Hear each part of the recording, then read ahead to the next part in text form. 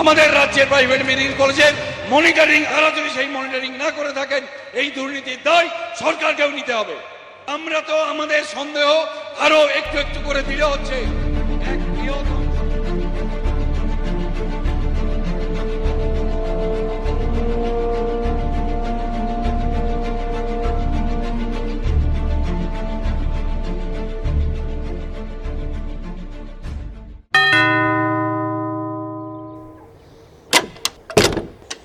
Good morning.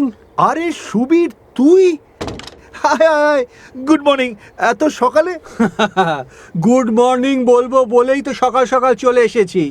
আসলে তা না, মর্নিং ওয়াক সেরে ফেরার পথেই এখানে ঢুকে পড়েছি। মানে কি, তুই কি এখন এখানে থাকিস নাকি? আর আমি যেখানে আছি জানলি কি করে? এখন আমি এখানেই আছি, মানে আপাতত। গত বছর রিটায়ার করে এখন এই নির্জনে একটা বাড়ি কিনেছি। মাঝে মাঝে বিশ্রাম নিতে আসি আর কি। তোর খবর বল। সে তো অবশ্য আমরা খবরের কাগজেই পড়ি। অনেকগুলো খবর একসঙ্গে দিলি। হ্যাঁ, রিটায়ার করেছিস, এখানে বাড়ি কিনেছিস, শরীর ফিট রাখতে মর্নিং ওয়াকে বেরোস, কিন্তু আমি যে এখানে, এটা তো খবরের কাগজে বেরোয়নি। সেটা তুই ঠিকই বলেছিস। তাহলে শোন বলি, চাকরির চাপে কোথা দিয়ে যে জীবনের এতগুলো বছর কেটে গেল, সব যোগাযোগই তো প্রায় হারিয়ে ফেলেছি। তবে তোর ব্যাপারটা আলাদা। তুই তো ভিভিআইপি, তোর খবর জানাই যায়। এখানে এসে মর্নিং ওয়াক সেরে বাড়িতে তোর নেম প্লেটটা দেখতে পেলাম, ব্যাস গেট খুলে ঢুকে খোঁজ করলাম। শুনলাম তুই আসিস, তবে খুব কম। প্রায় খোঁজ নিতাম আমি এই মালিটালিদের কাছ থেকে আর কি। তো পরশুদিন শুনলাম তুই কাল রাতে আসবি, ব্যাস চলে এলাম। তা হ্যাঁ রে, তুই চাটা খাওয়াবি না? তা পাবি, আর বলিস না, আজ সকাল থেকে সব কটা লোক ছুটি নিয়ে চলে গেছে, ওই রাঁধুনি মাসিটা ছাড়া। সেও 9টা বাজলেই পালাবে, কি সব পুজো নাকি পরব আছে ওদের, তাই। আচ্ছা। এই তো চা এসে গেছে, নে। তোর চেহারাটা কিন্তু বেশ খোলতাই হয়েছে। ভালো ভালো, কত ঝুঁক পর তোর সাথে দেখা হলো বলতো। তারপর তোর খবর টবর বল। আমার খবর তো খবরের কাগজেই পাস, বললি যে। সে তো মানে তোরা পলিটিশিয়ানরা যতটুকু জানাতে চাস ততটুকুই পাই, বেশিরভাগটাই তো অজানা। তা তোর কতটুকু জানা আছে বল? তুই কলেজে থাকতে ইউনিয়নবাজি করতিস। তুই অবশ্য বলতিস যে ছাত্র রাজনীতিতে কেরিয়ার আছে। সেটা যে আছে সেটা তোকে জেনেই জেনেছি। যাকে যাক, বিয়ে করেছিলিস, তবে সে পর্বটা খুবই মর্মান্তিক। একটা বিচ্ছিরি রোড অ্যাক্সিডেন্টে তোর বউ, মেয়ে। হ্যাঁ রে, মেয়েটা তখন কত বড় ছিল? 8 বছর। রাজীব, রাজীব, ওটা ঠিক অ্যাক্সিডেন্টই ছিল তো? মানে কি বলতে চাইছিস কি তুই? না না না, মানে তোদের রাজনীতির জগতে তো শত্রুর অভাব হয় না। কোনোভাবে যদি কেউ শত্রুতা করে থাকে। না, আমার তা মনে হয়নি। Accident is an accident. তা ঠিক। তবে তবে তুই জীবনে পেয়েছিস অনেক কিছু। এমএলএ হয়েছিস, তারপর এমপি, সবই হলো, শুধু মন্ত্রিত্বটাই এখনো হয়নি। এই লাইনে খুব লড়াই রে সুবীর, বরং এখনই ভালো আছি রাজ্যসভার সদস্য হয়ে। এই লাইনে থেকেও যে একটা ক্লিন ইমেজে আছি, এটাই যথেষ্ট। আসলে আসলে তোর ভেতরে না এখনো একজন ভালো মানুষ আছে। তুই আমাদের দেখলে পুরনো দিনের মতোই চিনতে পারিস। কত সময় ধরে আজ আড্ডা মারলি বলতো? না রে, সব সময় এটা সম্ভব হয় না। এখন একটা স্টেবল স্টেটে আছি, চাপটা একটু কম। লোকাল পলিটিক্সে খুব প্রেশার এবং খুব নোংরামিও। যাকে যাক, এসব কথা থাক, এখন উঠি বুঝলি। কদিন তুই থাকছিস? কাল সন্ধ্যায় ফিরে যাব। ভালো ভালো, ঠিক আছে, তুমি রিল্যাক্স করো। এখন সে উপায় নেই রে, এক্ষুনি একটা সাংবাদিক আসবে। আচ্ছা, তার এক্সক্লুসিভ ইন্টারভিউ চাই। দিল্লি বা কলকাতায় তো সময় বের করা মুশকিল। এখানে চাপ নেই, বেশ নিরিবিলি শান্ত পরিবেশ, তাই এখানেই ডেকেছি। বেশ বেশ, তুমি সাক্ষাৎকার দাও, আমি চলি এবার। ওকে, বাই।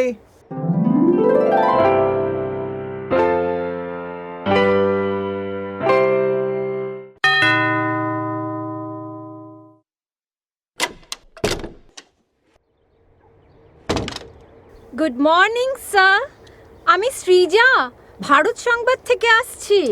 ও, এসো এসো এসো, তোমার জন্যই তো আমি অপেক্ষা করে আছি। আরে ভেতরে এসো। বাড়িতে কেউ নেই। রান্নার দিদি চা করে ওই ফ্লাস্কে রেখে গেছে, খাবে?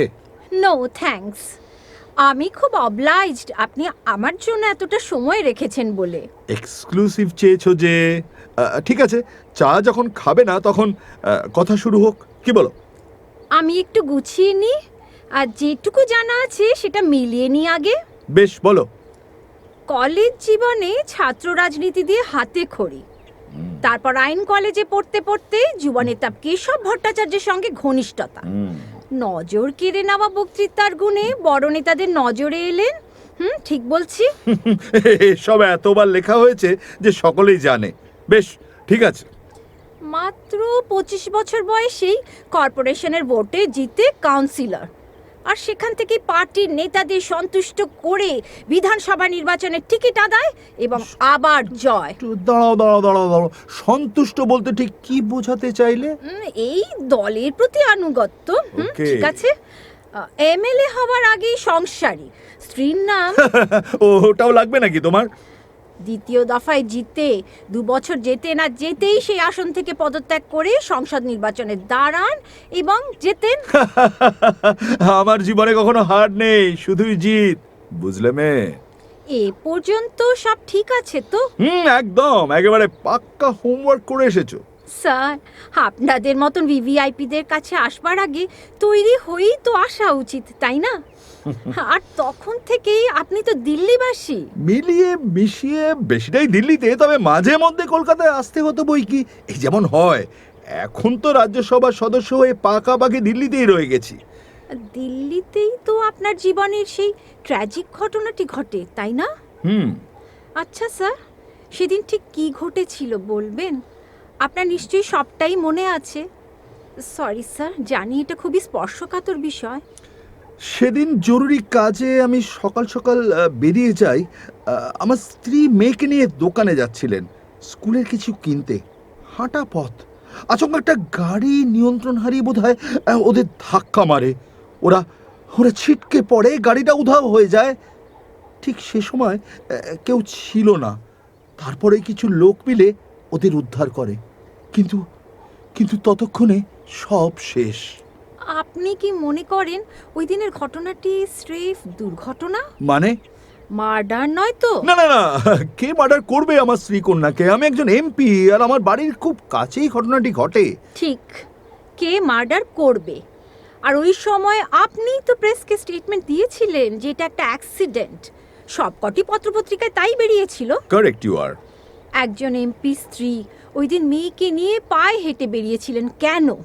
যেখানে আপনার বাংলোতে দুটি গাড়ি ছিল আর ডাকলেই ড্রাইভার হাজির, তখন? আরে উনি এরকমই করতেন, ও লোক দেখানো কোনো ব্যাপারই ছিল না, খুব সাদা সরল ছিলেন। অর্থাৎ উনি খুব সাধারণ হয়েই বাঁচতে চাইতেন, তাই না?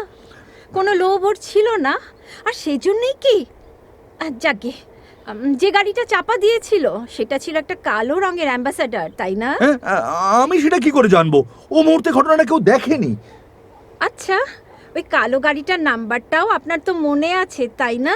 রাবিশ, আমি ছিলামই না। এই প্রশ্নটা আসছে কিভাবে? ইন্টারভিউ নিতে এসে তুমি দেখছি একেবারে গল্প বানাতে শুরু করে দিয়েছো। গল্প বানালে আমাদের চলে না স্যার। অন্ধকারে হারিয়ে যাওয়া সত্যকে আলোতে টেনে আনাই যে আমাদের কাজ। কি বলতে কি চাইছো তুমি? আপনার স্ত্রীর ডেড বডিটা আপনি নিজে দেখেছিলেন স্যার? অবশ্যই। আর আপনার মেয়ের ডেড বডিটা? হ্যাঁ, দেখবো না কেন?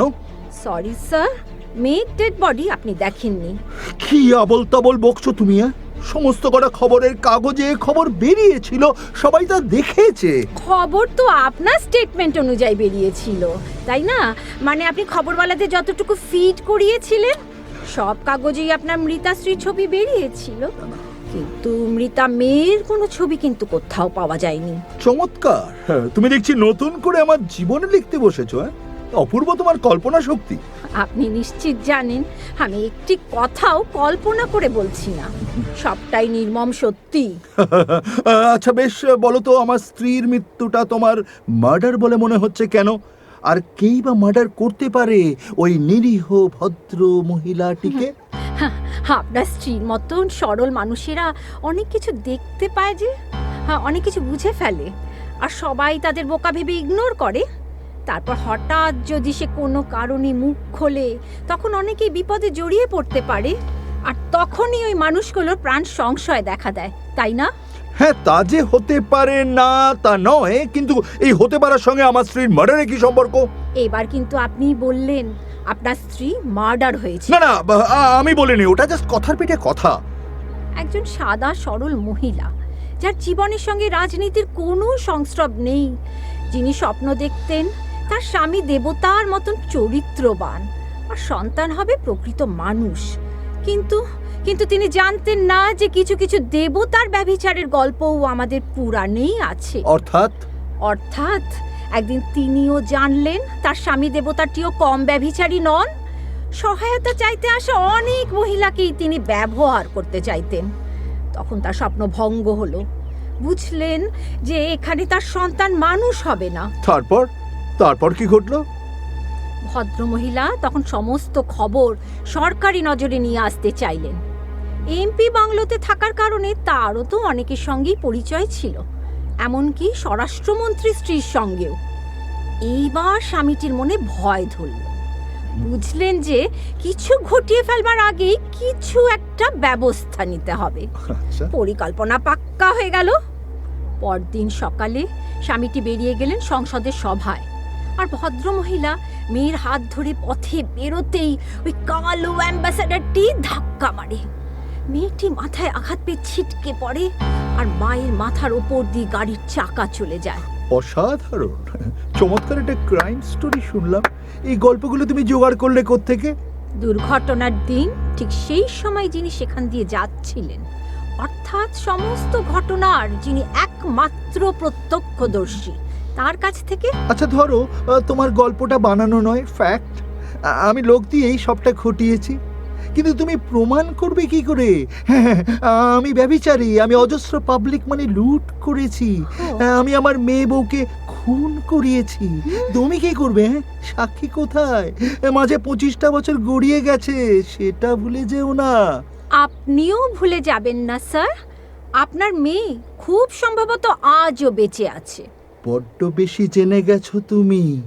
জানো তো, বেশি জানা ভালো নয়। এত জানার পরিণাম কি তুমি জানো? কি ভয় দেখাচ্ছেন নাকি?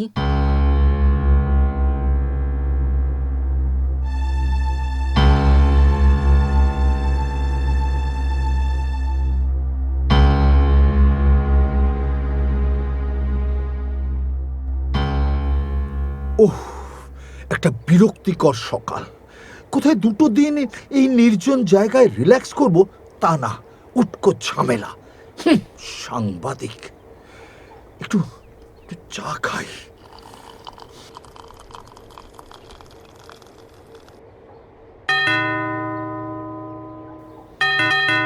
আবার কে জ্বালালো তো? সৃজা কোথায়? রাজীব বাবু, সৃজা কোথায় বলুন? কে আপনি? হ্যাঁ, আমি রমলা। রমলা? আমার সৃজা কোথায়? সৃজা, সৃজা, সৃজা! কোথায় যাচ্ছ? আরে দাঁড়াও রমলা, তুমি একদিন পরে এখানে কোত্থেকে এসে জুটলে? হঠাৎ করে উবে গিয়েছিলে তো। আমার প্রশ্নের জবাব দিন, সৃজা কোথায়? তোমার তো বেশ সাহস হয়েছে। ছিলে তো আমার অফিসের 1200 টাকা মাইনের টাইপিস্ট, তাও বিনা নোটিসে চাকরি ছেড়ে পালিয়ে গিয়েছিলে। আজ আমার সামনে দাঁড়িয়ে গলা তুলে কথা বলছো? এতদিন পরে চাকরি ছাড়বার কৈফিয়ত দিতে আমি বাধ্য নই, আর আমার এখন এত কথা বলবার সময় নেই। সৃজা কোথায়? চাকরি ছেড়ে কোথায় পালিয়েছিলে? কেন গেছিলে? কারণ দিল্লিতে যেদিন ওই দুর্ঘটনাটি ঘটে, সেদিন ঠিক ওই সময়ে আমি আপনার বাড়িতেই যাচ্ছিলাম অফিস খুলতে। আমার সামনেই মেয়ের হাত ধরে ম্যাডাম বাড়ির গেট দিয়ে বেরিয়ে কিছুটা যেতেই একটা কালো রঙের অ্যাম্বাসেডর ভয়ঙ্কর গতিতে ছুটে এসে ওদের ধাক্কা মারে। আপনার মেয়ে তানিয়া ধাক্কা খেয়ে রাস্তার ধারে ছিটকে পড়ে। কি বলছো কি এসব? আর ম্যাডামের মাথার উপর দিয়ে গাড়ির চাকা চলে যায়। তানিয়াকে তক্ষুনি কোলে তুলে একটা নার্সিং হোমে নিয়ে গেছিলাম। আঘাত গুরুতর ছিল, কিন্তু বাঁচার আশাও ছিল। আমি নার্সিং হোমে বসেই রইলাম যতক্ষণ না ওর জ্ঞান আসে। সারা রাত কেটে গেল, অফিসের কথা মাথাতেই নেই তখন। একটু বেলায় জ্ঞান ফিরে এলো, কিন্তু স্মৃতি নেই কোনো। আমাকে চিনতেও পারল না। ওখানে বসেই খবরের কাগজে দেখলাম খবর হয়েছে। সাংসদ রাজীব বসুর স্ত্রীকন্যা পথ দুর্ঘটনায় মৃত, তাই তো? আপনার অফিসে কাজ করতে করতে আপনার অনেক কীর্তি কাহিনী জানা ছিল, তাই খুব ভয় পেলাম তানিয়ার জন্য। আপনার দেওয়া খবরে ও যে আজ মৃত, তাই ও একটু সুস্থ হতেই নার্সিংহোম থেকে সোজা মায়ের কাছে নিয়ে গেছিলাম কলকাতায়। স্মৃতিহারা তানিয়া জেনেছিল যে আমি ওর মা। বাবা, এ যে দেখি আরেক গল্প। তারপর তারপর কি হলো? তানিয়ার স্মৃতি ফিরতে দীর্ঘ সময় লাগে, তখন ওকে সব জানাই, কিন্তু ও আর ফিরে যেতে চায় না। নতুন পরিচয়ে আমার কাছেই থেকে যায়। এবার বলুন সৃজা কোথায়? সে এখানে এসেছিল আপনার ইন্টারভিউ নিতে, এখন সে কোথায়? কুল কুল কুল রমলা, কুল। তুমি বলছো আমার মেয়ে বেঁচে আছে, অথচ সৃজা বলছিল আমার স্ত্রীকে নাকি আমি খুন করিয়েছি, আর তার একজন প্রত্যক্ষদর্শীও আছে। বড্ড বেশি জেনে গিয়েছিল সে। আর এখন দেখছি তুমি সেই প্রত্যক্ষদর্শী, আর আমার মেয়েটাও তোমার কাছেই আছে। এত কিছু জানার পর তোমার কি পরিণতি হতে পারে বলো তো? সৃজার মতোই। মানে আপনি কি সৃজাকে? কি ভয় দেখাচ্ছেন নাকি? আজ বাড়িটা একদম খালি। তুমি এসেছো, তার কোনো উইটনেসও নেই। এখন শুধু দুটো কাজ আমায় করতে হবে, ছোট্ট দুটো কাজ। কি করবেন? অনেকদিন পরে আবার নিজেই গাড়িটা ড্রাইভ করতে হবে। গাড়ি চালিয়ে তোমার ডেড বডিটা জঙ্গলে চালান করে দেব। তার আগে তোমার মোবাইলটা। ভয় দেখাচ্ছেন? হ্যাঁ, আমাকে মেরে ফেলার পর আপনি বাঁচবেন তো? এই রিভলভারটা দেখেছো? তোমাকে মারতে আমার হাত একটুও কাঁপবে না। হিংস্র বাঘের খাঁচায় ঢুকে পড়েছো তাকে না চিনে। তোমাকে দিতেই হবে। আমি ইয়েস, কপালে রিভলভারের নল ঠেকিয়ে একটা গুলি করেছি শুধু। তারপর ওর ডেড বডিটা দূরের জঙ্গলে ফেলে এসেছি নেকড়েদের খাবার হিসেবে। কি? এবার আর একটা গুলি খরচ করব তোমার জন্য রমলা। তার আগে আমার মেয়েটাকে আমার চাই। কি কি বলছেন আপনি? আপনি কাকে খুন করেছেন? ওই টিকটিকি মার্কা সাংবাদিক সৃজাকে। না না, ও সৃজা নয়, ওই তানিয়া আপনার মেয়ে। কি? সৃজাই তানিয়া আমার মেয়ে? একদিন যাকে গাড়ি চাপা দিয়ে মারতে চেয়েছিলেন, পারেননি, আজ নিজে হাতে গুলি করে মারলেন তাকে। All bogus. ও তো বলতেই পারতো যে ও তানিয়া। তানিয়া আমার কাছে থেকে সৃজা হয়ে উঠেছিল। আপনার সম্বন্ধে সব জেনেই ও আজ ইন্টারভিউ নিতে এসেছিল। চেয়েছিল আপনার মুখোশটা খুলে দিয়ে কাঠ গড়ায় দাঁড় করাতে। ও বিপদের গন্ধ পেয়েও ঘেন্নায় আত্মপরিচয় দিতে চায়নি। আপনার পিতৃত্ব অস্বীকার করেছিল। অর্থাৎ পেছন থেকে এই চক্রান্তের জাল বুনেছিলে তুমি। ওর মোবাইলটা কিন্তু আমি নষ্ট করে দিয়েছি, তাই কিছুই আর প্রমাণ করতে পারবে না। মৃত্যুর আগের মুহূর্তেই তানিয়া ওর ফোন থেকে সবটা আমার ফোনে সেন্ড করে দেয়। ওটা এতক্ষণে যথাস্থানে পৌঁছে গেছে। সুতরাং এই মুহূর্তে তোমাকেও তানিয়ার কাছে পাঠাতে হবে। হাতের রিভলভারটা দেখেছো? জঙ্গলের জন্তুদের ভোজটা আজ বেশ ভালোই হবে, কি বলো? হোল্ড ইট রাজীব, তুই সেই সুযোগটা আর পাবি না। না না না না না, একদম না। ভুল করেও তুই যন্ত্রটারে হাত ছোঁয়াতে যাস না, তাহলে কিন্তু আমার হাতেরটা থেকে তৎক্ষণাৎ তোর বুকে গুলি ছুটে যাবে। সুবীর, তুই? হ্যাঁ হ্যাঁ হ্যাঁ, আমি রমলা আমার স্ত্রী। আমাদের যখন বিয়ে হয় তখন থেকেই তানিয়া আমাদের কাছে। তুই হয়তো জানতিস না, আমার চাকরিটাও ছিল ইন্টেলিজেন্স ব্রাঞ্চের। রিটায়ার করবার পর ঠিক করলাম তোর আর তানিয়ার জীবনের একটা জাস্টিস হওয়া উচিত। তাই আমি দায়িত্ব নিয়ে তোর সমস্ত ডিটেল জোগাড় করেছি। তোর এই বাড়িটার কাছাকাছি একটা বাড়ি ভাড়া নিয়ে থাকতে শুরু করেছি। ননসেন্স। তুই আসছিস জেনে তোর সব কর্মচারীদের কাছ থেকে নিজের পরিচয় দিয়ে আজ সকাল থেকে বাড়িটা খালি করে দেবার হুকুম করি। এই পরব টরবের গল্প সব বাজে, বোগাস। কাল সারা দিন ধরে এই বাড়িটার সর্বত্র আমি ক্যামেরার মাইক্রোফোন সেট করেছি। তারপর আমি তানিয়াকে পাঠাই। অবশ্য তানিয়া নিজেই একবার তোর মুখোমুখি হতে চেয়েছিল। ভেবেছিলাম কথার ফাঁকে জড়িয়ে তুই হয়তো সব স্বীকার করবি, আর তা ধরা থাকবে আমাদের ক্যামেরা রেকর্ডারে। কিন্তু তুই যে একজন কোল্ড ব্লাডেড মার্ডারার, এতটা আমিও ভাবতে পারিনি। যদিও ভাবা আমার উচিত ছিল, যে কিনা নিজের স্ত্রী, নিজের সন্তানকে ভাড়াটে খুনি দিয়ে মেরে ফেলতে চায়, সে সব পারে। এই ভুলটুকুর জন্য না আমরা তানিয়াকে হারিয়েছি। প্রথমে স্ত্রী, পরে নিজের মেয়েকে নিজের হাতে খুন করে তোর পাপের ঘরাও আজ পূর্ণ হলো। এখনো কোনো অনুশোচনা নেই তোর? Don't shout Rajiv, don't shout. একটু নড়লেই গুলি ছুটে যাবে আমার রিভলভার থেকে। লোকাল পুলিশ ফোর্স এক্ষুনি এসে পড়বে। পুরনো ক্রাইম যদি আমরা প্রমাণ করতে নাও পারি, নিজের সন্তানকে হত্যার জন্যে সুবিচার তুই পাবি। ওর ভিডিও রেকর্ডিংটা কোর্টে উঠবে। তানিয়া, একদিন মৃত্যুর মুখ থেকে ফিরিয়ে এনেছিলাম, কিভাবে মৃত্যুর মুখে ঠেলে দিতে। রমলা, এই কুৎসিত পিতৃ পরিচয়ের হাত থেকে তানিয়ার আজ মুক্তি হলো। মায়ের কাছেও আজ শান্তিতেই থাকুক। ও বেঁচে থাকবে আমাদের বুকের মধ্যে।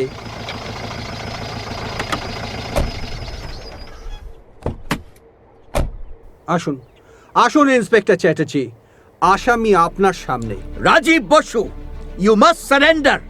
Please put down your gun. Slowly right now. All our weapons are aimed at you. Yes, slowly. Rajiv Basu, ভারতীয় দণ্ডবিধির 300 এবং 302 ধারা অনুযায়ী সৃজা ঘোষকে হত্যার অপরাধে আপনাকে গ্রেপ্তার করা হচ্ছে। আপনি এখনই আমাদের সাথে থানায় চলুন। আমাদের রাজ্যের প্রাইভেট মেডিকেল কলেজে মনিটরিং, আর যদি সেই মনিটরিং না করে থাকেন, এই দুর্নীতির দায় সরকারকেও নিতে হবে। আমরা তো আমাদের সন্দেহ আরো একটু একটু করে দিলে হচ্ছে। এক বৃহৎ